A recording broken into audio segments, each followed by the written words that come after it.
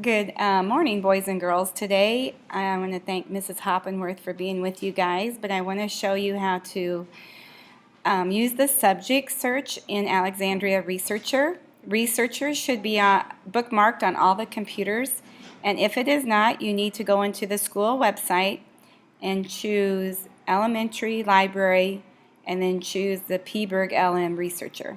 But this is what it looks like when you get here. You've all seen this. So I'm going to type in the word dogs. I'm going to search for dogs. And notice at the bottom of that, it shows all the different spellings or subheadings, subtopics for dogs. But I just want dogs. And this is the most important part, is to click here on subject.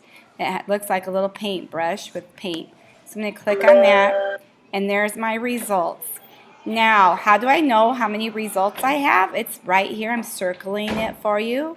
In the upper right hand corner, it says 100 results. So that's how many dog books there are. That would be number 2 on your sheet. Number 3 says choose a title. So I'm literally going to look through my list and I'm going to choose a title.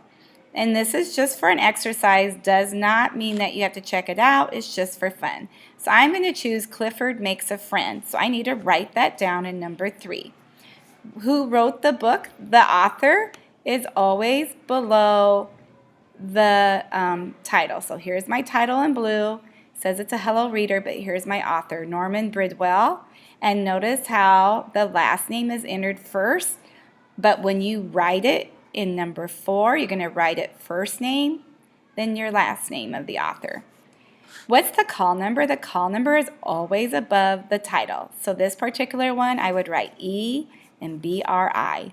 Remember, all call numbers are not necessarily numbers, but letters, especially in the everybody section and the fiction section. Is it in or out? I simply can look over here on the right and see where it says in. So I will write that on number 6 of my paper, in. And then it asks me on my paper, were you able to find it on this shelf? Yes or no. Now I'll leave this up to Mrs. Hoppenworth. You may not have time today to do that, so that's fine. We can look at it next time. But I need Mrs. Hoppenworth to be in the library with all of you for supervision, or she can ask Mrs. Manifold if she can help as well. You are not checking these books out. It's simply to see if you can find them in the library. I hope that helps. Thanks a lot. Have a good one.